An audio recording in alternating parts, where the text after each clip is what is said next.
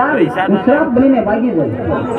અમરિયા, તું શ્રાપ બનીશ તો હું તારી પાછળ નોળિયો બનીને આવીશ, પણ આજે તને જીવતો નહીં છોડું. ઉભો રહે.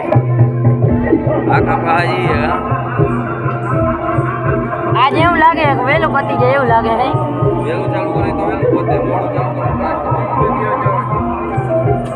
કાંઈ નહીં, કઈ 10 વાગે ચાલુ કર્યું આપણે.